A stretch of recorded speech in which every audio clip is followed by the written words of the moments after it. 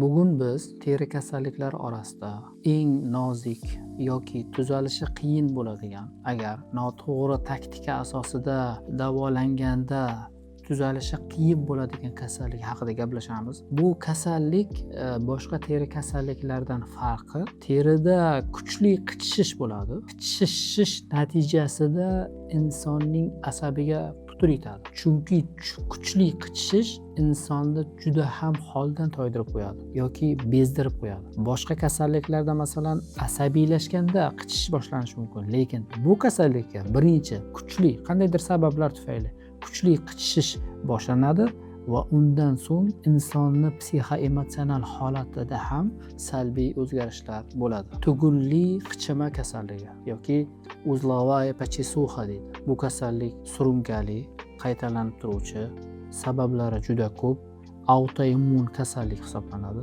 Ko'p holatlarda 40 dan oshgan ayol va erkaklarda, ba'zan yoshlarda ham kuzatilib kelayotgan kasallik hisoblanadi. Bu nima uchun jiddiy va injiq yoki qaytalanib turadigan kasallik deymiz? Buning sabablari juda ko'pda. Keltirib chiqaradigan sabablar juda ko'pligi uchun bir sababni bartaraf qilamiz, lekin qolgan sabablar ochilmay qoladi yoki bu sabablarni bartaraf qilmagan bo'lamiz. O'sha ochilmay qolgan sabablar tufayli yana kasallik qaytalanishi mumkin bo'ladi. Tugunli qichima kasalligi odatda ko'p holatlarda qayerda uchraydi? Qo'l va oyoq qismlarida, ko'p holatlarda. Ba'zan badanda ham toshadi bu toshmalar. Toshmalar qo'l va oyoqlarda hali rasmini ham ko'rasiz, ekranda joylaymiz va tasavvur qila olasiz sizda qanday teri kasalliklar borligini. Dumaloq shaklda, oval shaklda tugunchalarning paydo bo'lishi kuzatiladi. Bemor shu toshmalarni, tugunchalarni kuchli qashlayverish oqibatida tugunchalarni yuzasi ko'chadi va hattoki qonash darajasiga boradi. Qora qo'tirlar, po'stloqlar paydo bo'ladi. Dog'lar qolib ketadi. Ya'ni giperpigmentli dog'larning paydo bo'lishi, yana ikkilamchi infeksiyalarning tushishi natijasida demak bemorning ahvoli birmuncha og'irlashishi mumkin bo'ladi. Bu kasallikni keltirib chiqaradigan sabablar juda ham ko'p. Tashqi faktor birinchi o'rinda, muntazam ravishda tez ta'sir qiluvchi kuchli kosmetik, masalan sovunlar yoki qandaydir gel mahsulotlari bilan terimizni ko'proq ishlov berish natijasida bu ham birinchi sabablardan hisoblanadi. Yoki bo'lmasa terida ayniqsa terini kosmetologik ishlov natijasida ham aynan shu почесуха kasalligi kelib chiqishi mumkin bo'ladi.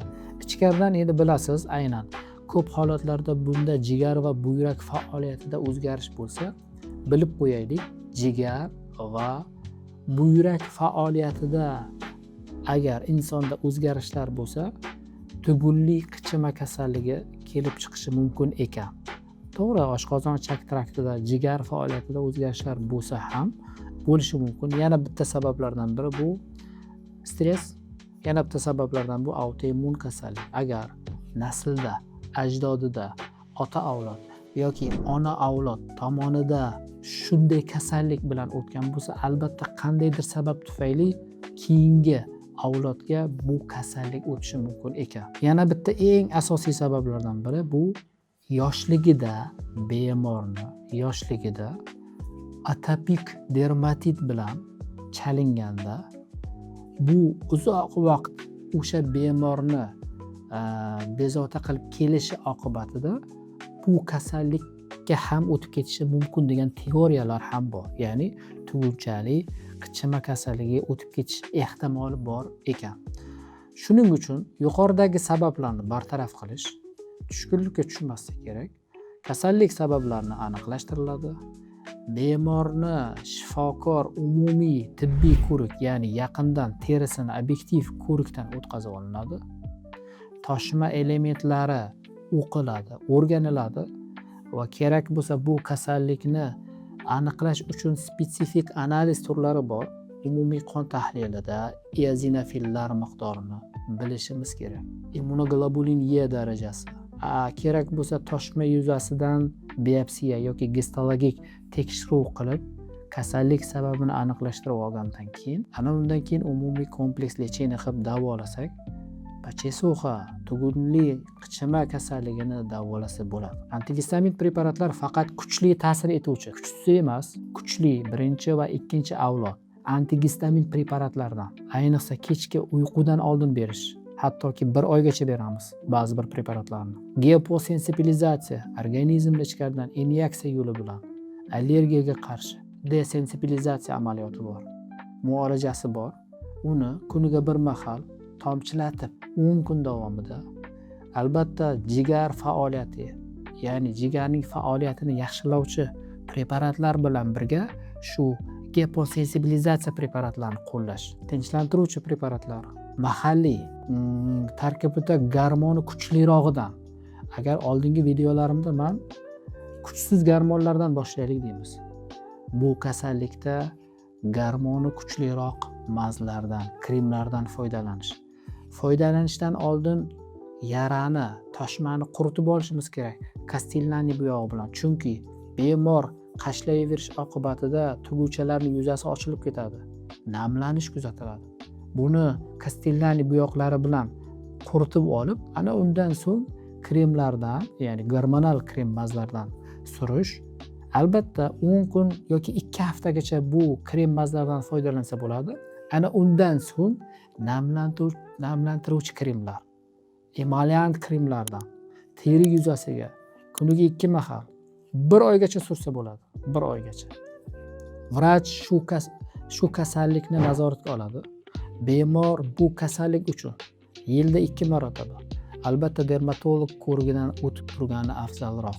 Bo'lmasa bu kasallik tepada aytdik, kuchli qichishish va asabga tegadigan qichishish hisoblanadi. Insonni qiynab qo'yishi mumkin. Qandaydir dori-darmonlar bilan yoki bitta antigistamin preparatlar bilan yoki bitta maz bilan davolab bo'lmaydi. Bu umumiy sabablari juda ko'p. Umumiy taktik davo bilan davolasak, shunda bemorda natija kuzatiladi. Bemor tinchlanadi. Bemor xotirjam bo'ladi.